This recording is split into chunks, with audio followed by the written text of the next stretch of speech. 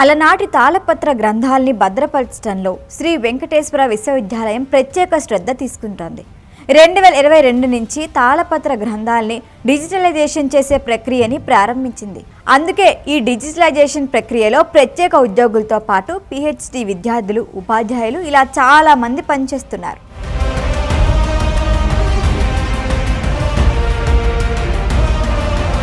సమస్త వేదాలు, పురాణాలకు సజీవ సాక్ష్యం తాళపత్ర గ్రంథాలు.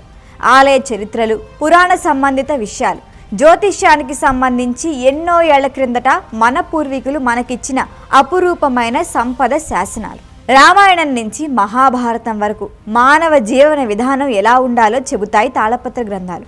అలాంటి తాళపత్ర గ్రంథాలను భద్రపరిచి అందులో ఉన్న విషయాన్ని ప్రపంచానికి తెలియచేసేందుకే శ్రీ వెంకటేశ్వర వేద విశ్వవిద్యాలయం ప్రత్యేక చర్యలు తీసుకుంది. ఈ ఆపరేషన్ ప్రక్రియలో 18 మంది పనిచేస్తున్నారు. ఈ తాళపత్రాలు గ్రంథాలు ఇచ్చిన తర్వాత డ్రై బ్రషింగ్ చేస్తారు. ముందు దుమ్ము ధూళిని తొలగించి స్పిరిట్తో క్లీన్ చేస్తారు.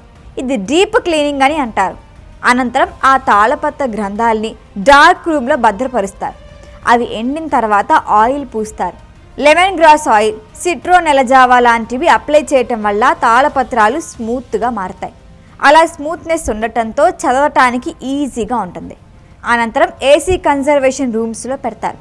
ఇక్కడ కూడా తాళపత్ర గ్రంథాలకి పురుగు పట్టకుండా సంప్రదాయ పద్ధతుల్లో జాగ్రత్తలు తీసుకుంటారు. అనంతరం ఈ స్క్రిప్ట్ తెలిసిన వారితో చదివించి ప్రత్యేక క్యాటలాగ్ రూపొందిస్తారు. అది ఎప్పటి కాలానికి చెందింది, అందులో ఏ అంశం గురించి ప్రస్తావించారు, దాని పేరేం, రాసిన గ్రంథకర్త ఎవరు, ఎన్ని పేజీల స్క్రిప్టు, ఒక్కో పేజీలో ఎన్ని లైన్స్ ఉన్నాయి, దాని కండిషన్ ఏంటి, స్క్రిప్ట్ ఏంటి అనేది స్పష్టంగా రాస్తారు.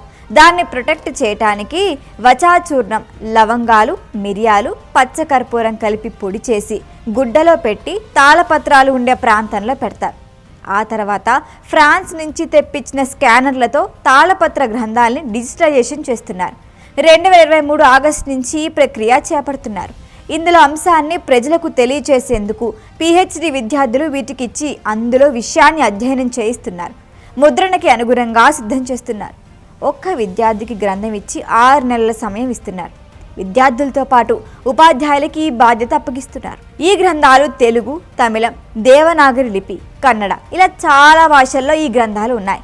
ఆయుర్వేదం, జ్యోతిష్యం, అలంకార శాస్త్రాలు, ఛందస్సు, చిత్రకావ్య, ఇతిహాసం ఇలా 43 విషయాలు ఇందులో ఉన్నాయి. డిజిటలైజేషన్ అయిన గ్రంథాలని ఆన్లైన్లో ఉంచుతారు. మీ ఇంట్లో పురాతన గ్రంథాలు ఉంటే వాటిని కూడా డిజిటలైజేషన్ చేస్తారు. ఒరిజినల్ కాపీని మీకు ఇచ్చేస్తారు, డిజిటల్ కాపీ కూడా ఇస్తారు.